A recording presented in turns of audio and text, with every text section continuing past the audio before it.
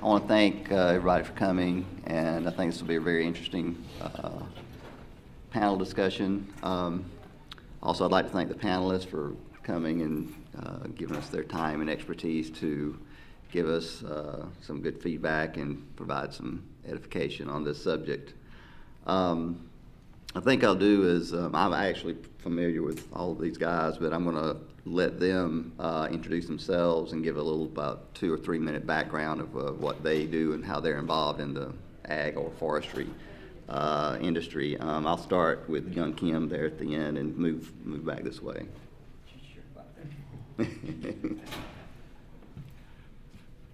Okay. Hi. Thanks for giving me the opportunity to share my thoughts here. I was in the software and sensors session. Don't take this the wrong way, but you can get very drunk on drones after that session.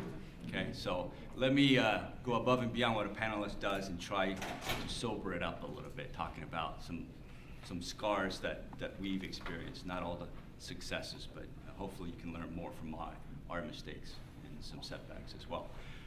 I've been in unmanned systems from the military side. I was a CEO for 5 years doing flight control systems, flight automation of very large aerodynamic vehicles. And back in 2008, the way we got started in agriculture is an Argentinian customer came to us and asked us if we can convert a manned single-seat helicopter into an autonomous crop-spraying helicopter. And I rebuffed him several times because I was doing very cool stuff with the Defense Department, thinking, how big can ag be, right? Fortunately for me, he was a London School of Economics trained PhD, and therefore he came with lots of data. And when I saw that data in 2008, that is what pivoted me towards agriculture, and that's all I've been doing since 2008, is unmanned systems, data analytics, and agriculture.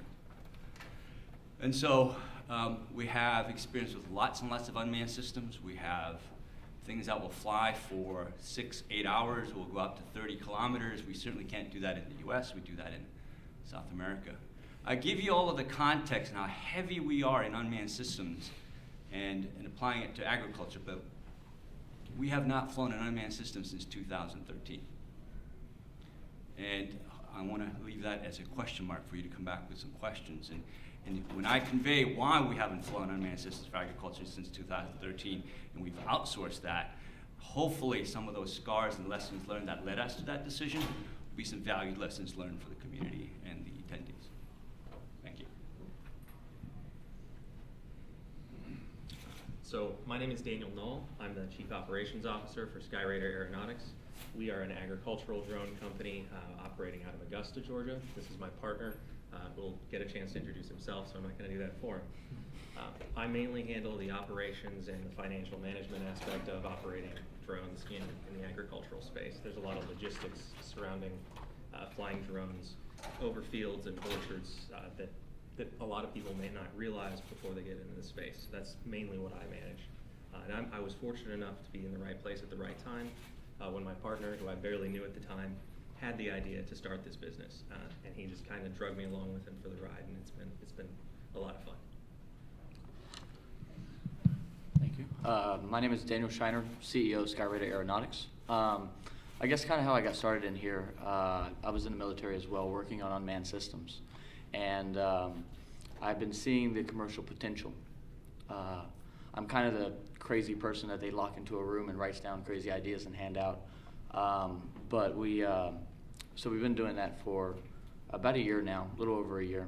I have a great team, really. We learned a lot.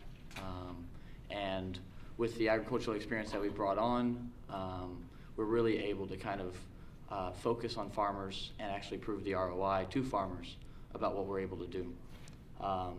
That's basically more or less it about me. But yeah, we're happy to be here. Thank you. Hi, my name is Simerjeet Virk. I'm a research engineer at the University of Georgia Tifton campus. Basically, I'm an ag engineer by training and profession, and I've been involved in the UAVs for the last 4 years now. I was at Auburn University 4 years ago when I got started with the UAVs when they first were introduced to the agriculture side. and been getting a lot of experience with them every year, even learning everything, not everything, learning every day something new about them. And there has been a lot of challenges, but there has been some good successes so far too. So we'd be glad to share that. Basically, on the main field is the precision ag side, where we adopting UAV as a technology for mainly in-season crop management, where we can use them more and more for some of the, as in decision-making tool from the imagery to better manage the crops.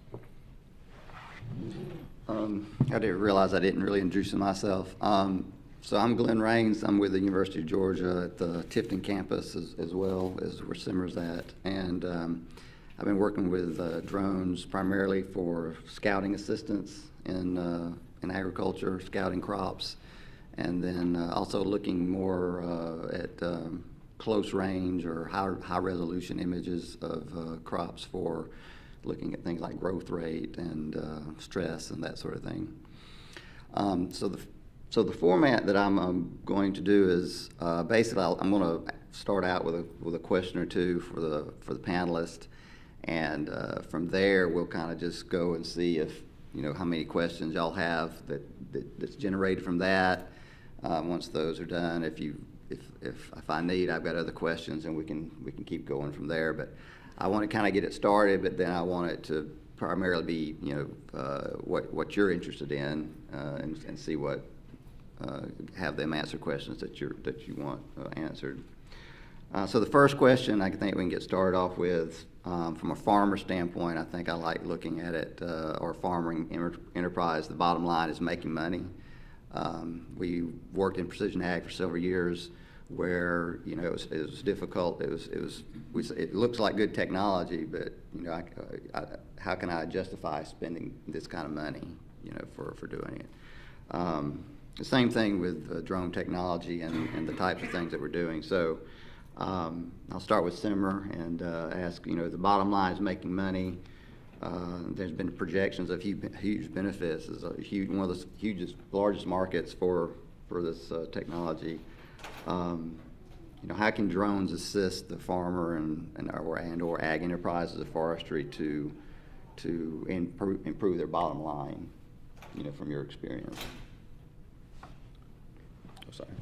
Yeah. I guess that's a great question, and especially like I mentioned earlier, I work as a research engineer, but other part of my job is actually extension, which is going out and talking to farmers about different type of precision ag technology and demoing this technology to them for the last 2 to 3 years. We get this question a lot from how can we actually implement this and be able to help, increase my productivity or yield. Initially, and we had the whole market when the UAVs come first, the companies were, initially they thought their target audience was actually the farmers, that they were trying to sell the drones and the UAVs actually to the farmers so they can buy and use them. And slowly we realized, because of the challenges we had with the FAA regulations and some other, not being familiar with these systems, that it was hard for them to and get these implemented. So now the whole idea has shifted to where either the consultants or the service providers, they are providing this service and flying these for them as a per acre cost or some type of package cost for the producers. Like I said, there has been some success stories, but there's still a lot of challenges in actually implementing these. We're getting a lot of pretty cool pictures because that's what all these sensors are there for. But the biggest challenge right now is how to take these images and kind of generate actionable information and also use that information in some sort of format where a producer or a farmer, the equipment or machinery he already has, how can he utilize all those information in that from the aerial imagery. There are simple methods that, like you're talking about taking the bottom line and using it to crop scouting is probably the #1 use right now in the farming with these, and it's probably going to stay there until we figure out some better system to manage some of the high resolution or other multispectral sensor imagery into the agriculture. But that's the #1 use, and that's what we recommend producers to go out, buy a cheap drone with a GoPro or any RGB camera and start looking at the variability in your fields or scouting using the drones and see if the system fits your fields or not, or if it fits your needs and can you do it or not, and be able to progress from there slowly. Okay, great. Daniel, Daniel, do you one of y'all want to pick up on that? Yeah, I think I will. And we've been talking to farmers, and one story that kind of specifically stood out to me, he said that he's lucky to look at 1% of his crop on a weekly basis. Farmers are busy. They have a lot of things to take care of. So they don't necessarily have the time to go out there and drive around and look. Providing this technology gives them the opportunity to look at their entire field, or hopefully all their fields, within a couple of hours, depending upon the size of the farm. And just that alone, we talk about NDVI and all these different types of sensors. They really just care about the pictures. A lot of them care about, there's damage over here, I didn't know about it. I didn't know that there's a certain area over here that the planter wasn't working. Being able to provide that actually it helps them being able to scout their fields. So I completely agree. I think that that's what farmers are mainly using it for right now. They're flying over, they're looking at their fields, seeing where the areas are where they need to focus on, and go ground truth that. Yeah, there's actually quite a bit of interest, like just in, say, flying over after planting and seeing what percentage of germination did you get. And that kind of decides, okay, I got this percent, and based on my assessment, I need to replant or I don't need to replant, but they can get a good overview of that. So there's kind of those types of things. Verification, like say you spray a field and you want to know, are you actually controlling that stress? And so there's lots of things like that where they can go take that information and do some verification. And did you want it, or do you want to just pass it on to Young? I think Dan and Simmer did pretty much everything I could. Okay. Young. They gave the tallest mic to the shortest guy, so that's not going to work. I think Young has a very unique perspective on some of the things that he's been able to do. Let me course some controversy, okay? So I took that value proposition, that crop consulting is an effective tool, and try to go sell it. And this is where rubber hits the road. When you give it for free, it's okay. But outside of the economics, we can talk about economics, but let's look at efficacy. We work with one of the best crop consultants in North Carolina. He does soybeans and wheat and all of that. He goes, Young, much of what we look for can't be detected by looking down on a leaf. I have to go down there and flip it over. So how's your UAV imagery going to help me do that? I didn't have a good answer for that. And then the other thing he said, if I have to be in a truck and wait 20 minutes per field for this thing to fly, that's 20 minutes I am not being productive, generating revenue. So we've got to find a way to do a different business model. So those are the realities, scars, that I put money into trying to build a business. That did not work for us. The other aspect of it is we're working with a potato farmer in Eastern Oregon. He has 155 pivots. And so no, he cannot scout those fields every day, although he has a team of folks. But you know what? He is intimately familiar with the physiology and agronomy of those 155 pivots. So what it turned out was any aerial data we provided him, it was an affirmation tool. He either had an instinct, he kind of knew about it based on experience and his history. And we showed him, he goes, oh, I know what that was. That was when we put the irrigation tiles there and picked up some of the weed seeds and it germinated over the summer. So he knew he had a problem. We just brought data to the problem. That becomes an affirmation tool. In any business, when you deliver an affirmation tool, you can't get paid very much versus information where you can make a significant economic impact. You get paid a lot if you do that. And so from our perspective, the data layer from the unmanned system is a single data layer. In and of itself, it's relatively weak as far as we're concerned. I hope these guys have an absolutely different experience. We had to learn because of survival, because the money to fund the company came out of Young's very thin pockets. We got to figure out how to get paid more and solve a better economic problem. And it turned out growers, in our opinion, because they're so familiar with the agronomy of their crop in the fields, was not our customer. They don't have a significant problem that was able to sustain me, my organization, and deliver value back to the farmer. And so the past 3 years, the reason our company is growing is our customer base is 100% vertically integrated, large ag enterprises, whereas our value is not agronomy, it is about logistics and field operation efficiency. And to deliver that kind of information, in addition to the UAV information, we have to connect it to soil data, topography, satellite data, historical records. So we have evolved from a 100% unmanned systems company to now primarily a data analytics company. When we have to take aerial imagery, we outsource it to people like these guys. So just, I'm hoping you guys have lots of other questions. So let me stop there. Sure, and yeah, if anybody wants to follow up, please do. I think I actually completely agree. Doing data analytics is very important. You have to, drone imagery is one layer of that entire infrastructure. So being able to take all this information and provide it, acting as the affirmation tool, but also being able to utilize it as a, combining that with soil data, saying, okay, soil's bad over here, that explains why this is going on, and bringing that together.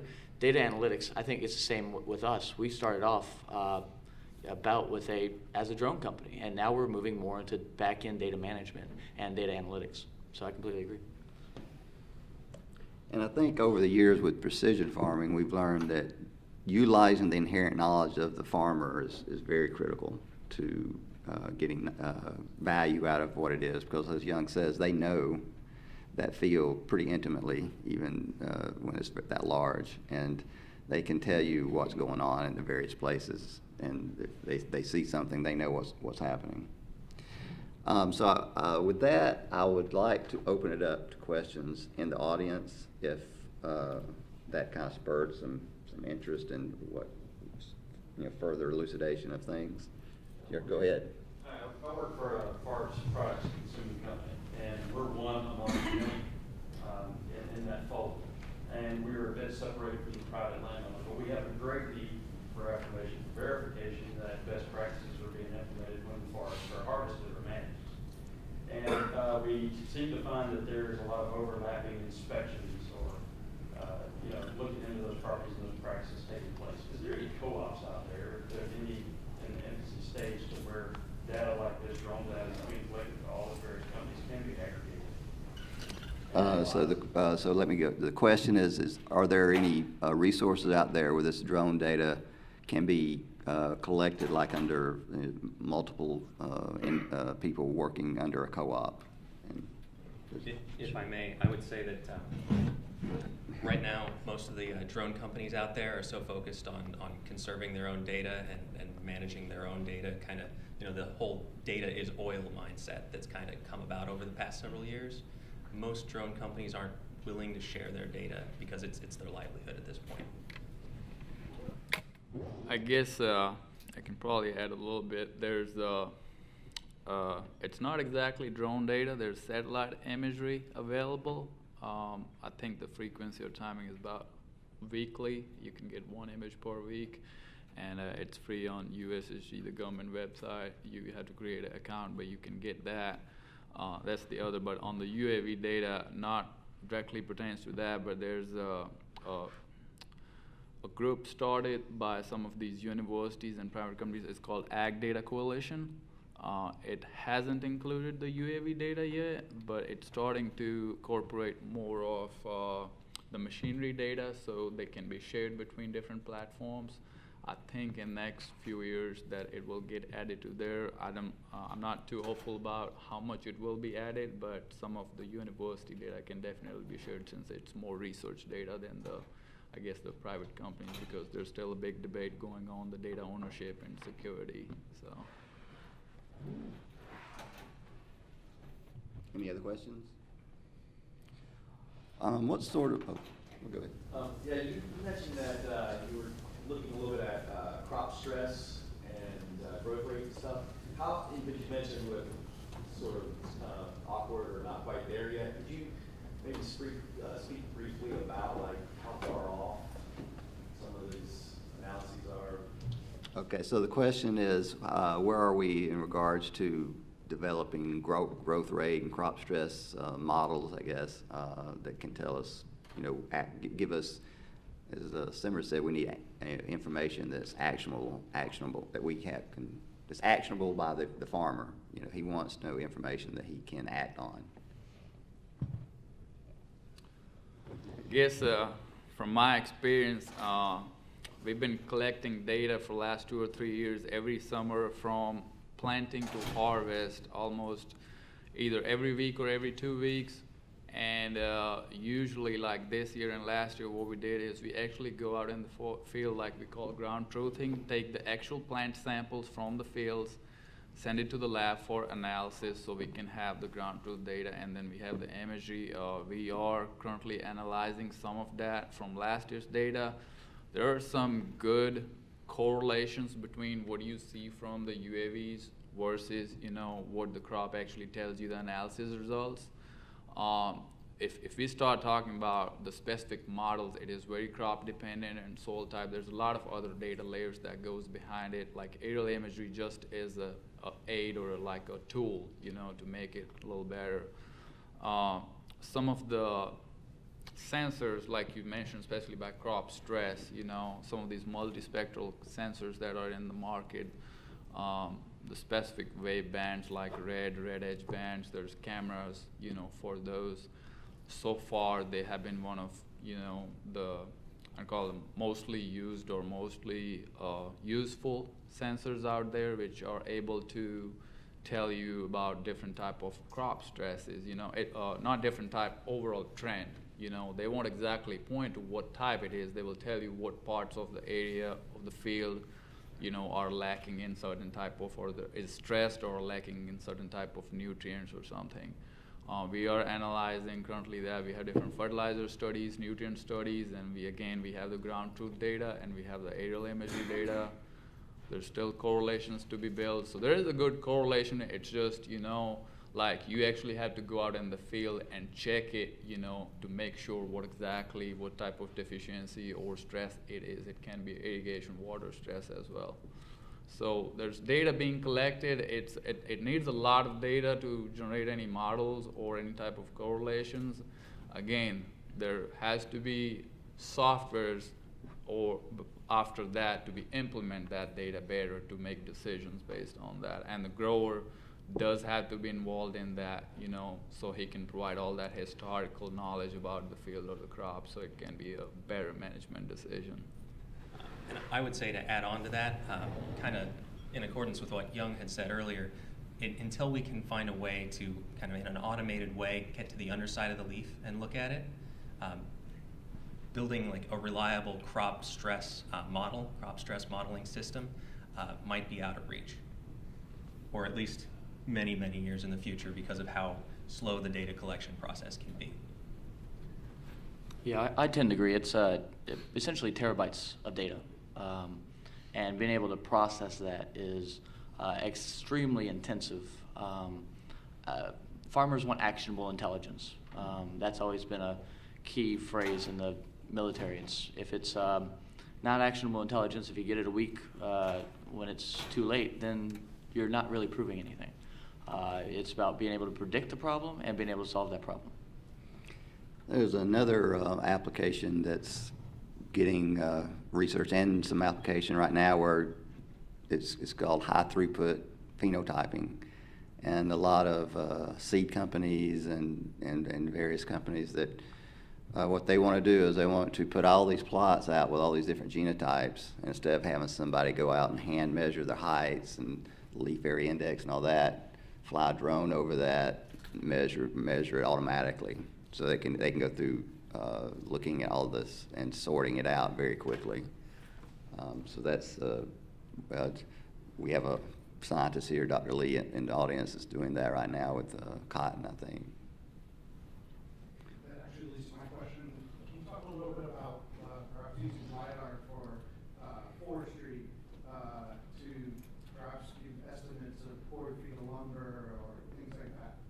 So the question is, can we use LiDAR or another similar sensor to look in forestry and get estimates of the board feet of lumber and things like that in the forest? Anybody? So we did quite a bit of silviculture work with manned aircraft, since the unmanned system simply didn't have the payload or the legs. So technically, yes, you can. It's really economics. To be able to process LiDAR data over vast acres is quite expensive. And so there's a mismatch between a product market fit. The product's there, but the market just isn't able to bear it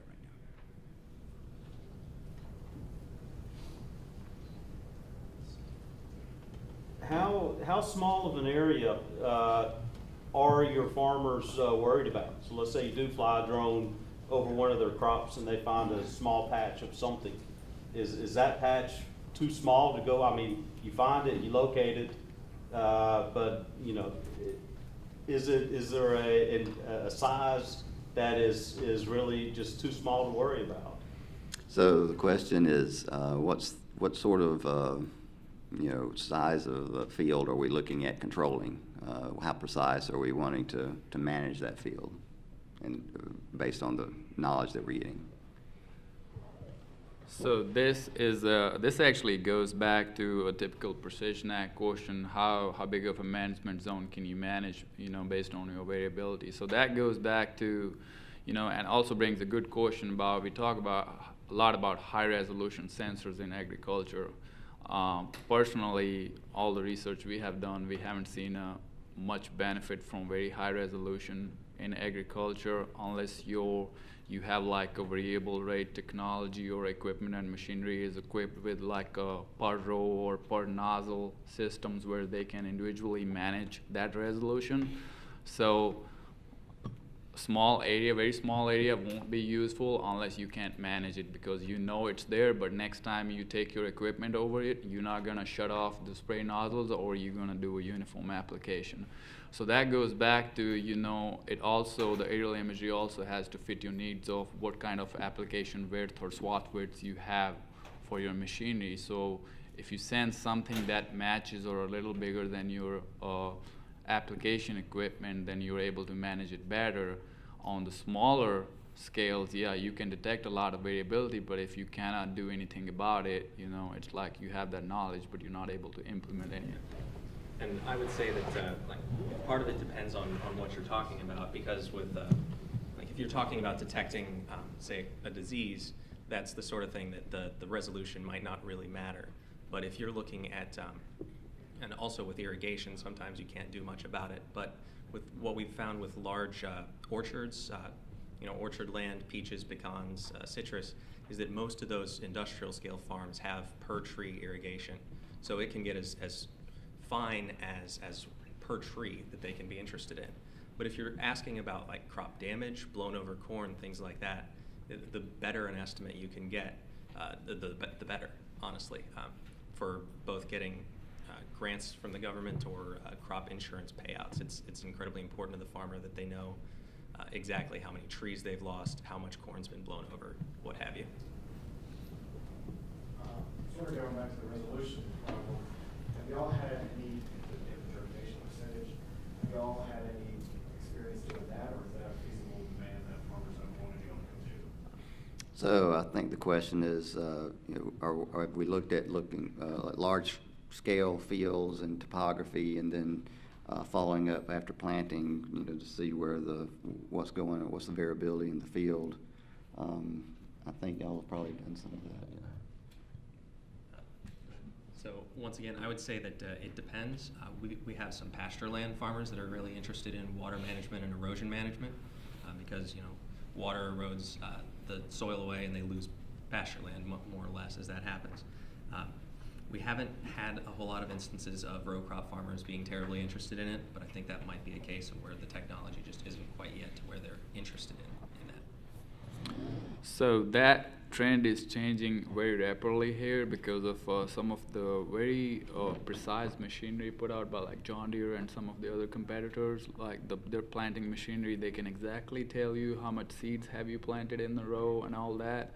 So there's a good interest in this side of the research where fly right after planting or right after emergence to see what your total emergence looks like, and that goes back to, you know, when I said earlier, that's where the high resolution sensors come in, because your camera should be able to detect those very small seedlings, and we've done some research counting corn in the fields with those. There was a company, Precision Hog, they have algorithms built in where you actually have to supply everything, how many seeds you planted that, and it runs the algorithm to tell you how many plants they detected in the field. It wasn't much useful because it was only on the straight rows. But there's a good interest right now when we talk because of the weather conditions or some of the narrower planting times we are approaching here, we've been dealing with. There are a lot of replant decisions, you know, that had to be made, and that's why even we're thinking about, but again, the timing of that flight is very crucial, and you had to have the correct sensor, because you fly 1 day or 2 days before or after, you're not going to detect, you know, exactly how many plants, and also you don't want to do it when they start overlapping because it's not going to give you accurate results. It's definitely you know, a research or area that needs to be more researched, you know, but again, we're still trying to figure out some of the basic things, you know, trying basic aerial imagery and implement into some of the farming decisions. You know, a lot of these answers also depend on the value of the crop. When you look at some vegetable crops, the value is into, you know, 10 to 20, 30, even $30,000 an acre. So they can afford to do a lot more flying and other things. A lot of them have like full-time pathologists, you know, working on it depending on how large their field is. So whenever you start talking about the economics and what the value is, you have to kind of figure out what it is, you know, what the value of that crop is. Vegetables and row crops are very different, because the vegetables, they have to be managed, you know, much more intensively, because the fresh market vegetables, that is, because they have to be the right color, they have to be the right size, they have to be picked at certain times. So there's actually a lot of potential in that, because of just being able to, say, go out and know when to pick and how and what areas to pick when the stuff is ripe, to reduce losses in the field. So we've done 2 exercises. One, we outsourced imaging 2,000 acres with an unmanned systems services provider. And then we took that same sensor and put it on an aircraft, and we flew 5,000 acres. And so you're getting about, I don't know, what do you guys get, a few centimeters per pixel, 1 to 2, something like that, over 2,000 acres. I think they charged us close to $3.75 an acre to do those 2,000 acres. And then we took that again, that same sensor, and we flew it with our aircraft at 2,500 feet, something like that. We got 25 centimeters per pixel, so 10x coarseness. One of the things they wanted to do was detect skips, so they could figure out, was the machine efficient in planting uniformly. Of course, you can't really see that from the ground up. And so that was an exercise we had to go through. So it took the drone services provider 4 days to be out there, and they could not complete the job for a lot of technical issues and so forth and so on. But giving them the benefit of that they captured quality imagery, we can make the same assessment, or we showed our customer that the same decision could be made using 25 centimeter per pixel resolution than the 2 centimeters. So that's a pivotal lesson for us when we said, hey, rather than trying to hammer everything with a drone hammer, let's get paid more and pivot around the customer's problem. And then if drone imagery helps, let's bring that in. If manned aircraft imagery helps, let's put that in. If we have to combine the two, we'll do that as long as we get paid and deliver good value. So that was a particular exercise where that had a significant influence, and we changed our MO, if you will, from being UAV-centric to being problem-specific. And I think that's a real critical thing to realize is, even within the UAV, say if you're just married to having to have the UAV, the height, how expensive the sensors are that you're using and that sort of thing, it's not a one planning and one path fits all. It has to be very problem specific. So there's a lot of different problems farmers have to deal with, and it's better to, as Young says, find out what their problem is and then come up with the best solution for that. Oh, sorry, Chris. Well, I was going to say, has there been any research or is there any progression in the industry of integrating any kind of drone data with the data that's being captured by the tractors that are already in the field? For instance, John Deere, AGCO, they all have their own proprietary systems, and those are closed software. They don't talk to any kind of other system. There was talk a few years ago trying to integrate any kind of, or even using that module that's on board the tractor to offload that data. There's spots in Georgia that we don't have an LTE network, and 3G, you're not going to be able to offload that. So are any of y'all familiar with that concept? And that's one way that we discussed internally of pushing all this forward.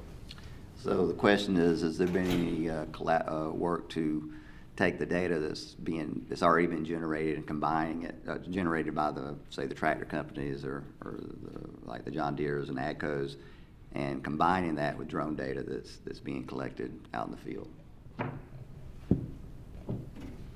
That's how we generate revenue now. And you know, these guys and us, we all cook with the same sauce. We get access to the same software, same drones, all of that. And I just went through this exercise this week when I said, what are our key competitive advantages of digital harvest? And it turned out when we really looked at it, it was not technology. It's really our ability to have credibility with the customer and build trust. And the reason why that's critical, because you mentioned, Chris, they really want to withhold that data. They don't want to share it with you. So you got to be able to deliver a sufficient value proposition and build the trust that they will release that information to you. And so our ability to develop that trust over time and get access to all that information, they do not give it to you all at once. They'll give you a little bit at a time. But the more data we ingest into our machine learning algorithms, with the drone data, with the satellite data, soil data, historical harvest data, all their input fertilizer data, the more data that we have as learning data points, the more accurate our predictive analytics become. And so absolutely, we get all of that data. And we're going to get more because machines will get higher resolution, more frequent, so forth and so on. So the level of our accuracy will continue to get better, but again, it goes back to developing that rapport and trust with the growers. Can I ask? Chris, you probably asked the same question me and Wes talk about every day.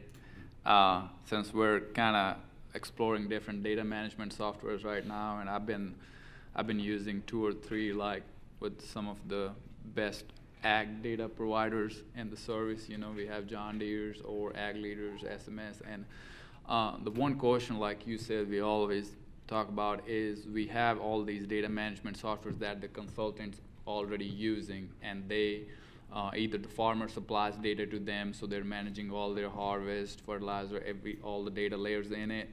And then we have this UAV technology come in. You need a totally different data management, data processing software, you know, all that. How can we effectively take that aerial imagery and be able to kind of get it into the same layer as we have, you know, the other data for that field? And currently, except for few service providers which are not, you know, mainly ag related, like John Deere case or Ag Leader has SMS, Trimble has FarmWorks software.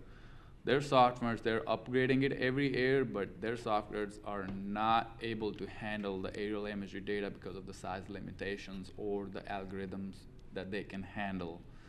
There are different companies or service providers coming in the picture which are taking the data from Trimble and John Deere. At the same time, they're taking the UAV data and combining them.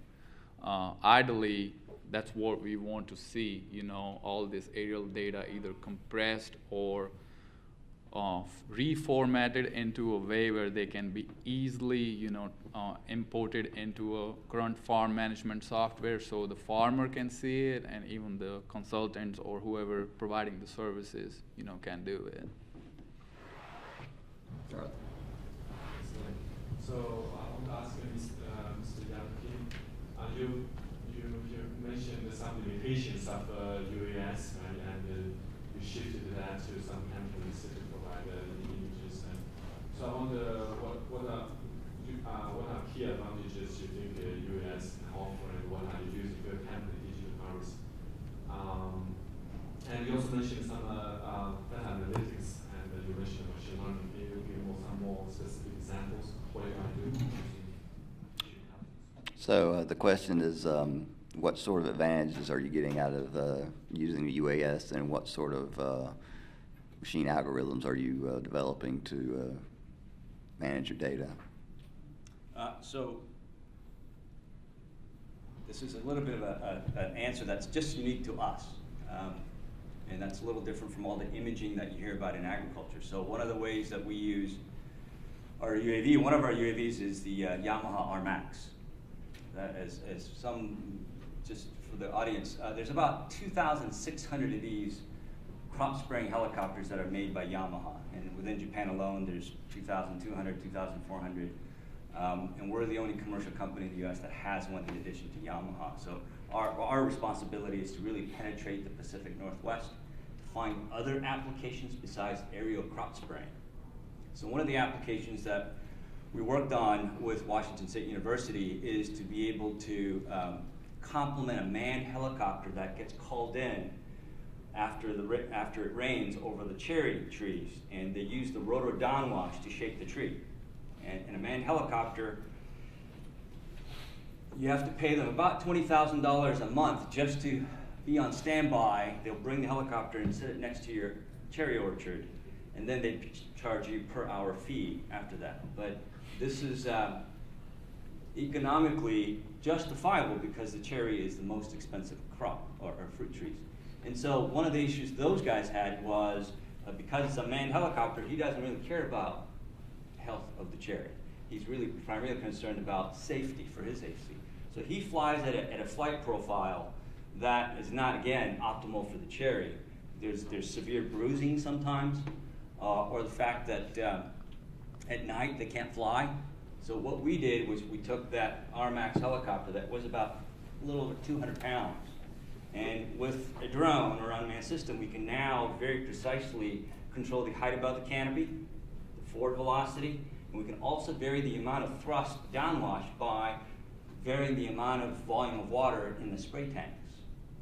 So Washington State University did that side-by-side comparison, and it's certainly not a replacement, but things like flying at night, where those manned aircraft guys are down, and the grower is as anxious as you can possibly imagine. That's his livelihood, and that's his revenue being negatively impacted because, I'm sorry, I'm going too fast. When you have water collect on the stem bowl of the cherry, the osmotic pressure in the sugar will absorb the water, and this cherry swells. When it swells, it cracks. If it cracks, you can't sell that on the fresh market.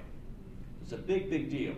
So on average, they'll hire 40 to 60 manned helicopters during the rainy season just in the Pacific Northwest, just to do this. So that's one application we use our RMAX.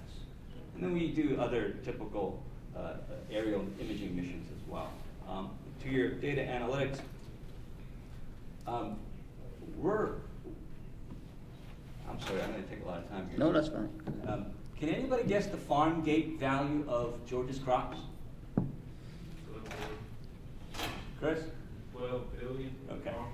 So most of the decisions based on generating $12 billion worth of revenue is based on reactive information. Stress. You do something. You detect stress with your eyes, or drones, whatever. You're reacting to that stress. If you can digitize agriculture through manned aircraft, drones, satellite, whatever, you have the opportunity to empower that $12 billion worth of decisions to be predictive or proactive. So we use the machine learning tools to get data from the tractors, the satellite, the weather, and all of that, to be able to predict things several months in advance. So when you can take an economy of Georgia, that's $12 billion in farm gate value, and transition that sector from making these big economic decisions reactively to predictively, that's going to transform ag. And to do that, there's too many variables for us to use conventional data and analytics technology. So we have to use things like machine learning. Quick question, sort of going to what you just said. If you don't see it where if a farmer was able to have somebody sort of full-time working for them with the drone, with some of the stuff to collect constant or digital imagery of their entire fields, go out and be collecting all this stuff constantly without having to hire a company like y'all to come in, do you see that providing the farmer with a very large impact? Or would that not be as beneficial to them as it is possible? So the question is it more beneficial for the farmer to have someone like full-time doing the data collection with the drone as opposed to hiring someone out to do that service for them?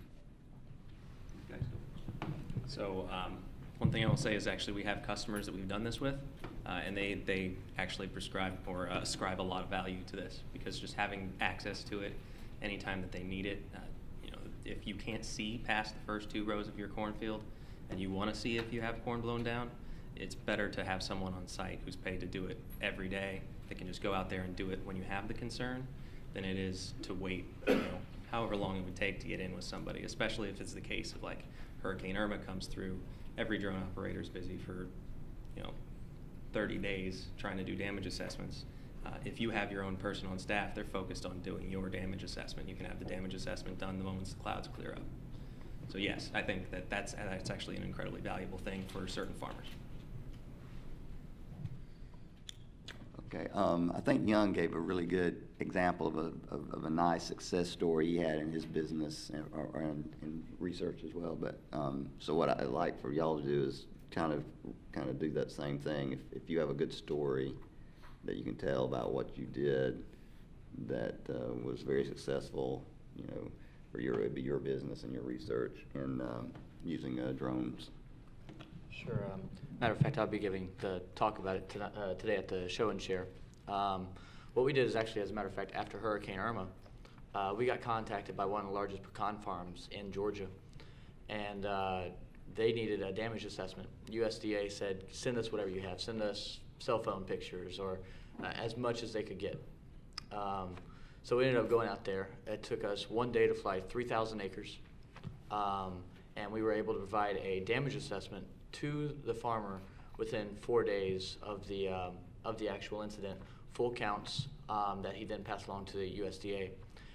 He personally didn't really care about the money that the USDA was coming back. I mean, it's one of the largest pecan farms in Georgia. But really, he cared about the other farmers. And so being able to provide this data was able to confirm for the extent of the devastation for that entire county and that entire region in regards to pecans. So that was one of the success stories we had very recently. We've had a couple others, but that's really the big one that kind of touched all of our hearts at the company.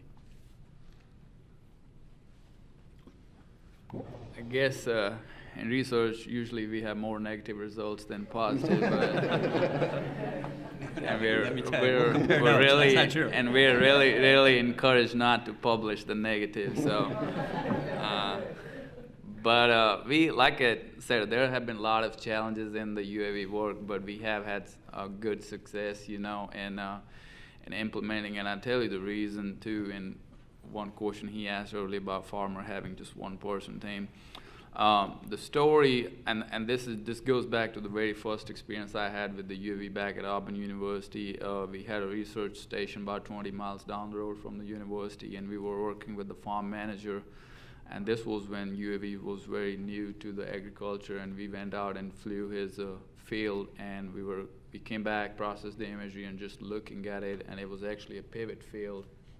So he had a center pivot run through the whole field, and you can see these streaks in the field. And we were out in the field all day, and we didn't notice the streaks. But when we look at the imagery, we noticed these little light yellow or green streaks in the dark green. Obviously, you know, if you're familiar with, there was some stress issues or some type of nutrient issues going on, and he wasn't aware of it. So we sent him that picture. And asked him, because obviously you had to have the grower knowledge behind all this. So we sent him the picture, asked him what exactly is going on here.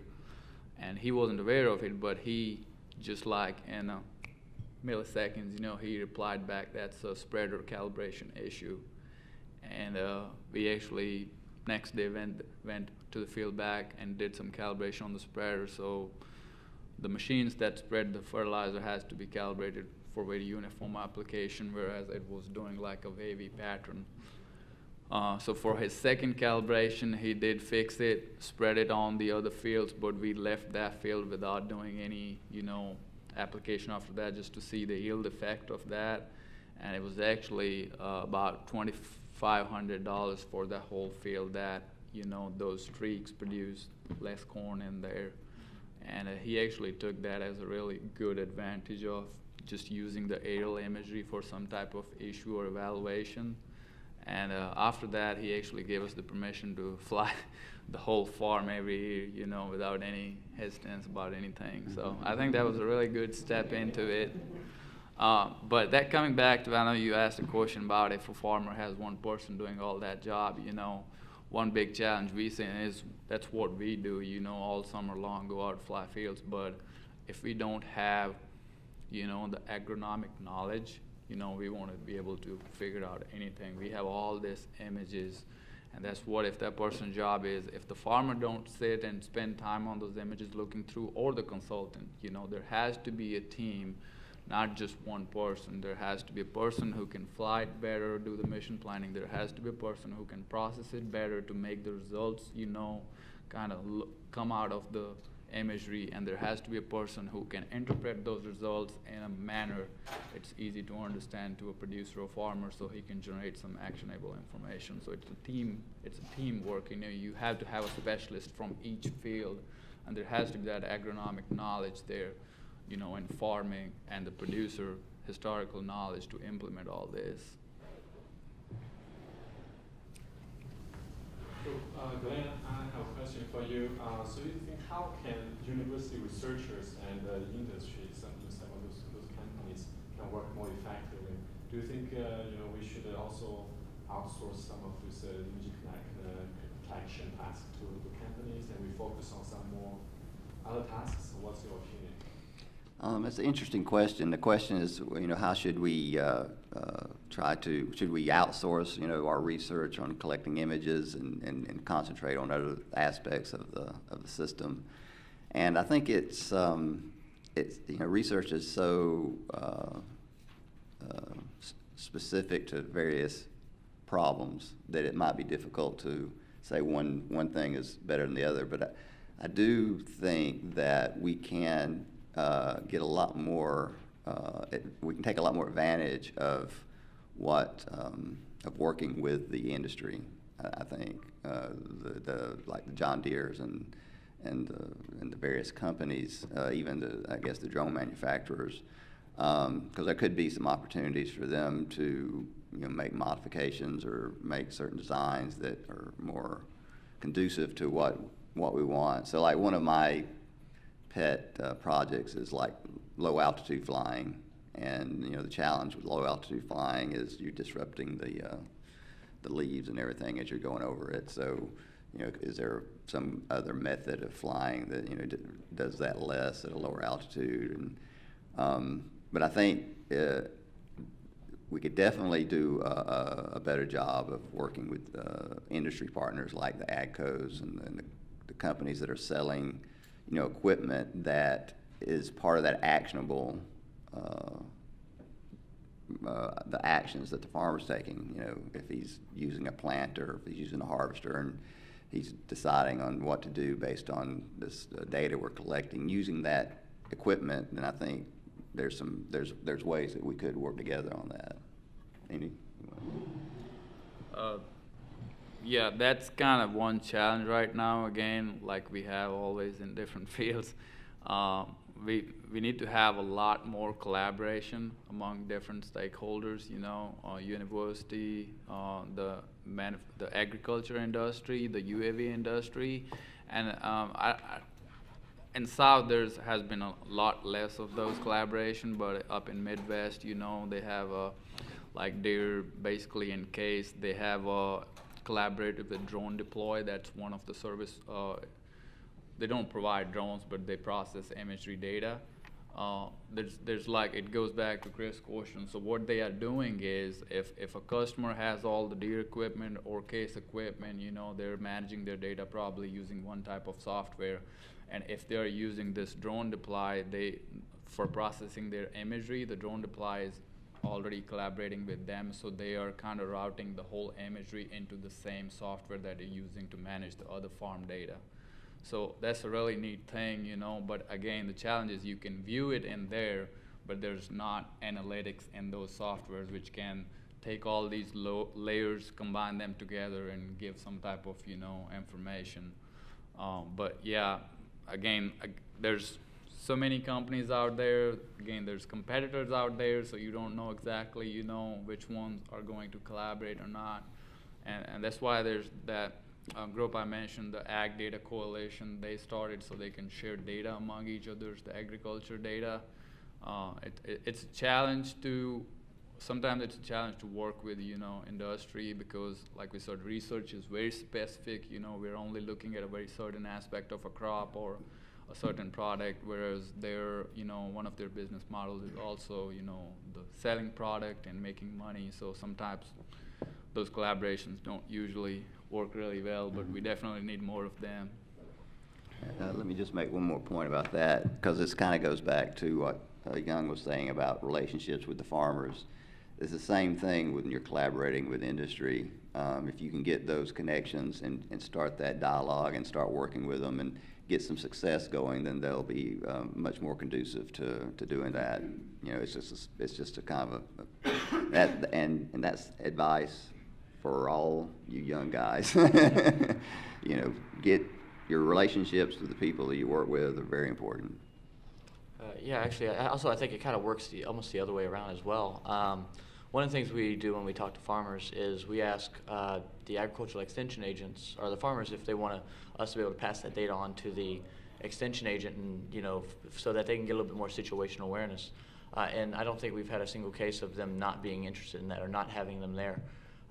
So every single time it's you know, how can we help you, and how can we help the agricultural extension agent for the other farms surrounding that area about you know, some potential problems that maybe they haven't caught yet. So working with the extension agent and vice versa, I think that there's a really big connection between academia and the industry, and I think there should be more open sharing between the two. All right. So we're very close to the end. I just asked, does any of y'all want to make any final statement or comments before we leave?